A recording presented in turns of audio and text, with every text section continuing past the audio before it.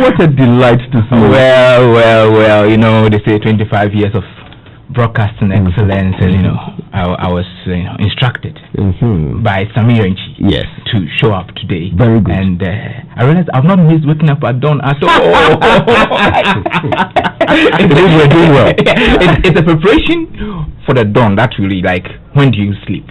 You have to go to bed early and then make sure that you don't oversleep. And it was a struggle last night to the morning, but it's great to be here, really. And thank you for having me. We are excited that you're here with us, and we're about to do the news review together with Ato Kwame Nadaza. But not before Ato. There's something new we've started. I don't know if you've been catching it. It's called Say It Right. Something must be done. You say either. Nimwizi. Yep. I think I may have a new word you like. Go on then, impress me. Snollygoster. I beg your pardon? Snollygoster. SNOLLYGOSTER. Well, that's definitely not one that comes up often in polite conversation. Snollygoster, a clever but unprincipled person. It's often used to describe politicians who put personal interests above those of the people. That is spot on. Now some say the word originates from two German words, schnell, which means fast or quick, and Geister, which is a type of spirit or monster. So Schnellgeister is supposed to mean a quick monster. Yes, and I wonder how many of those are in politics. And in a great many other professions too. True. Anyway, Kojos, I hear you met my favorite lawyer yesterday and he gave you something for me. Yes, I did, and yes, he did. So what?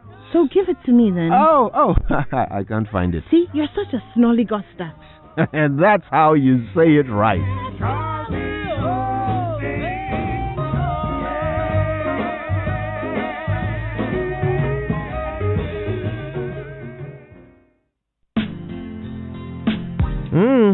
Snollygoster. Yes, I swear I will never use that word. Anywhere.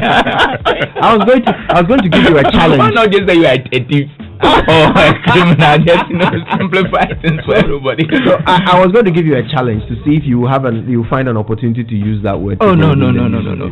The politicians are crooks. I mean, I will use that word. I'm saying that. And Ato is back. Indeed, is back. Anyway. Winston, how nice to see you. Great to see you, Kojo. It's a Tuesday morning, isn't it? It is, indeed. So the news review, as always, is brought to you by Interplus. Wherever you are, they make sure water reaches you, even in space. And First Atlantic Bank, refreshingly different. First Atlantic Bank, of course, now gives you two amazing ways to get your banking on. Either you can download the First Atlantic Ghana mobile app, or you can dial *442# for all of your mobile money transactions, instant fund transfers.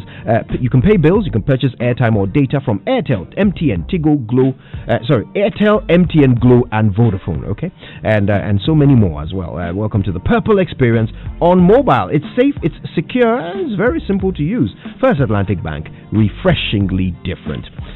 Right, so let's get through those headlines real quick. Exactly. Let's start with a daily graphic that says vetting of Supreme Court nominees. Committee refers Honyonuga to plenary, approves Amidu, and faith-based organizations laud government for a standing ban on public gatherings.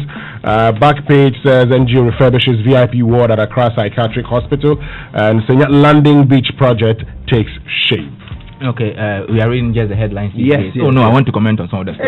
We will. No, we will. We will comment on them, but we'll go through the headlines first. Okay, all right. So, I softened my stance on sentencing after seeing conditions in prison on Yenuga. Him saying that he used to be a very hard judge until he went there. I suspect he's one of those who have been sentenced people for stealing plantain. The way he's talking. Well, we'll come to that. Also on the front of the Ghanaian Chronicle, gang of 30 raids GPHA boss's house.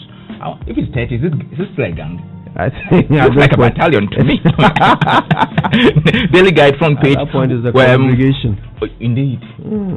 Was this gang practicing social distance? Well, they actually beat somebody, so I'm not sure they practice social distancing. Or maybe they use long sticks. Anyway, sensitize armed robbers about this social distancing thing. It's very important because can you imagine somebody coming to rob you and bringing you coronavirus too?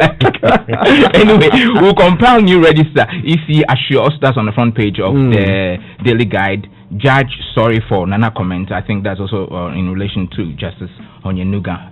Winston, what do you the Business and Financial Times says more businesses adopt salary cuts, layoffs to survive, and with no source of growth and no cure in sight, insurance recapitalization remains in limbo.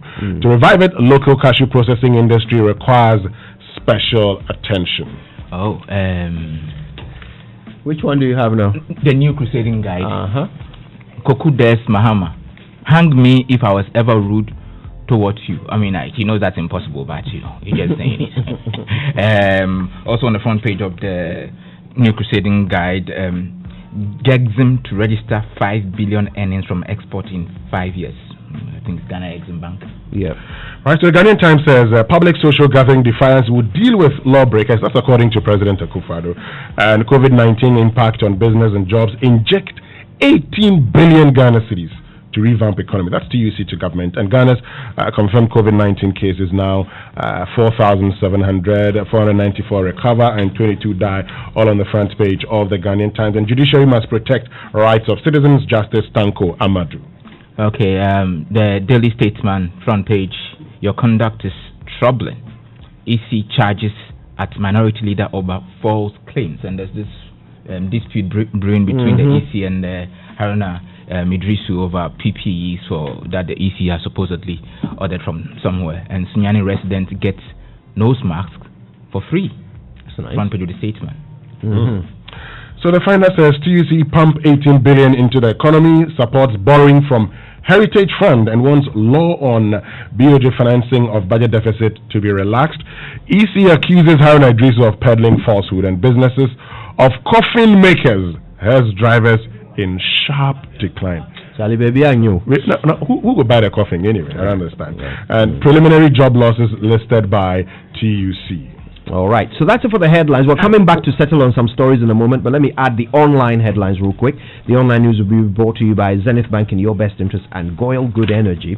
Very quickly, Goyle reminds you that when you come to their service stations, they want you to stay safe, so cover your mouth with tissue when you cough and dispose of the tissue immediately. Wash your hands with soap and running water, which has been provided at all service stations, especially when you handle money. You can also use an alcohol-based sanitizer if you're not in a position to wash your hands. You can maintain a minimum distance of 1.5 meters between you and other customers and the attendants.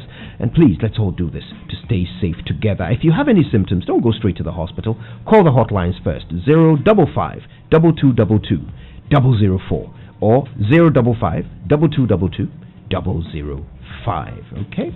And of course, you need to keep your motor insurance policy active, and perhaps you need a new one. Either way, go to Enterprise Insurance and enjoy some amazing benefits like a free life insurance cover for COVID-19 cases. You get free cash benefits as well for COVID-19 hospitalization cases, and 50% waiver on all motor claim deductibles. This offer is for both individual and corporate customers, and it's valid from now to the 16th of July. And that is their commitment to you. Remember, at Enterprise, they care. So stay safe and stay alive. Enterprise Insurance, your advantage. Terms and conditions apply. Okay, myjoyonline.com has claim of COVID-19 infection peak in Ghana is a myth, according to KCCR virologist. And there are no political cases, Onyenuga tells Appointments Committee. Okay, citynewsroom.com has overwhelmed health facilities to increase COVID-19 deaths. That's according to the Ghana Medical Association. BBC has more than 100 virus cases linked to soul clubs. Yeah, the super spreaders. They're finding them now. CNN International has Trump abruptly ends press conference after contentious exchange. And that was rather worrying to watch. Good old Donny T seemed to have had enough of the press at that point. But, Ato, stories. There was a story about coffin makers. Yes, so the business is dry. People are still dying. Yeah, but you can't hold funerals. Yeah, and I think that's a point we need to make, right? Just go and bury the dead body. See, I have a philosophy.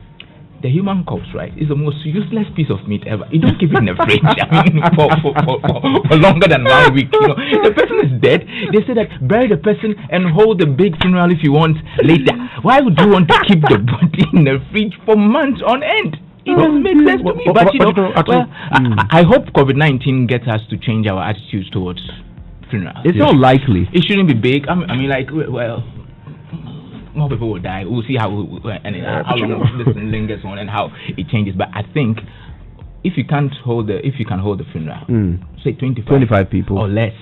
Yeah, that's for burial. Bury the person. For me, that even qualifies as a funeral. I mean, you are done. Get on with your life.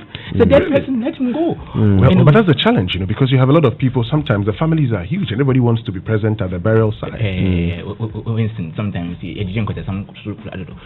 person is dead. But you know that in Ghana they attach a lot of value to that what you describe as we attach a lot of things to value to a lot of these things, right? Churches have been closed for the past how many weeks? 6 weeks or so? More than that. Yeah. Well, if Jesus came, some of us will go, some of us will not go. I mean, it doesn't matter whether you went to church or not over the past 6 weeks. I mean, like, Jesus is not going to say, hey, you have not come to church in the last 6 weeks, so I'm not taking you along. Is that what is going to happen? Well, the Catholics, confession happens in church. Actually, if I'm saying it, I don't want to confess anyway. So let's go on. Let's go on with other stories. I think we should start with just on your newest show at the Absolutely. Now I want to play you this. Okay, it's good that you mentioned it. This is what Justice Honyenuga said during the vetting. This thing has been happening all over this country for years. In the colonial time. I want to say that on my part, if some people, out of political dissatisfaction of whatever I had read affect them, then I'm sorry, just forget about it. That's the end of it. Imagine that. Yeah, he wants them to forget about it, but I don't think they are going to forget anytime soon, right? Well, they wouldn't forget because we're told that the committee has referred Justice Honyenuga to the plenary and approves Amidu. So, nominee of the Supreme Court, Justice Clemens Honyenuga, failed to secure unanimous approval from the Appointments Committee of Parliament when he appeared before it yesterday. So, by 10-7 majority decision, it now would move to the plenary for consideration and a vote. However, Justice Amadou Tanko was unanimously approved by the committee, and we're told that the minorities raised some issues. They've talked about how Justice Honyenuga breached several provisions in Rules 1, 2, 5, and particularly 6 of the Code of Conduct for Judges and Magistrates, which frowns on judges endorsing a political office holder. Is that accurate? I mean, I know Ato has his own take on this. I can't wait to hear it. But just to clarify, is that accurate that the rules say that they cannot endorse? The word endorse is what I want to double check. So have a look for us, Winston. But the question is, did he endorse? Indeed, that's the other question. He's denying it, right? And it's unfortunate we don't have the sound or anything to hear exactly what he's saying, but or what he's alleged to have said. But my point of it is that maybe, is he a good judge? Has he been a good judge? I mean, besides sentencing people for stealing chicken, I think he's a good judge. I mean, I think he's so far he's shown himself that he knows what he's doing at the bench. So I believe this will go through, but the minority has to make a point, and they are making a point. It's interesting. If he had been anyone, looking at where he comes from, and then he had not done what he's alleged to have done, I think minority would have been very happy with him going through, right? But because of what he's alleged to have said, which we don't know, we can't vouch for in the graphic, he's saying that actually the graphic misquoted what he said. Okay. And so basically, I think the minority are making a meal out of it, but eventually the plenary would, let him go through. So I have the, Code of Conduct for Judges and Magistrates and Rule 6, political and quasi-political activity. So a judge should refrain from political activity inappropriate to his judicial office. Right. Political conduct in general. And A1 says, notwithstanding Article 55(2) of the 1992 Constitution of Ghana, a judge or a candidate for appointment to the judicial office should not act as a leader or hold an office in a political organizations, publicly endorse or publicly oppose another candidate for political office, make speeches on behalf of a political organization, attend political gatherings, or solicit funds for a political organization or candidate, or purchase ticket for political party dinners or other functions. I think it will be B, publicly endorse or publicly oppose another candidate for political office. The question is, did he do it or not? That's the question. He says that, and he read a statement on behalf of all the other chiefs that endorsed the president for another term. Well, but he read on behalf of the other chiefs. Yeah. Well, in the midst of this COVID-19 crisis, has Togbe Afede gone to how do you call it, the Flagstaff House, and said something to the fact that the president is doing a good job? I think I've seen a report about that, right? He's a chief. He went there with the chiefs, right? In that circumstance, is it an endorsement? It's a good question. Is he endorsing a candidate? Because, look, when we are doing politics in this country, right? When the politicians, especially if the person comes, the chiefs are going to say a whole lot of things. No, you are doing well. No, we are wishing you well. For the route. And that is what Onyenuga is saying. So my point remains that I think that it's something that happens somehow. I think I have a soft spot towards what he's saying, that it happens all the time, and maybe we should just. But let me ask this question on the premise that a human being can support one party or candidate and still be an impartial person in their job. So, for example, Kojo Oppong Nkrumah used to do this job. Nobody ever accused him of not being fair or being impartial. He hasn't been bitten by the bag. He says that all that time he was a supporter of the NPP. That's what he says. And he says that it didn't affect the way he did his job. Kind of like if you go to a doctor, you wouldn't expect that if you're NDC and the doctor is NPP, somehow he's not going to treat you well. Oh, maybe because his viral load at the time was low. But the question I was going to ask is, should we now start looking at perhaps doing what happens in the United States, where every Supreme Court justice his politics is known? Yeah. So, they know whether you're a Republican or whether you're a Democrat. It is known because nobody expects that for some reason, because of the political party you support, you are unable to be a judge. True. So should we perhaps go that way? And for me, the position is a political position. The fact that he's being appointed there, even, it's a political act.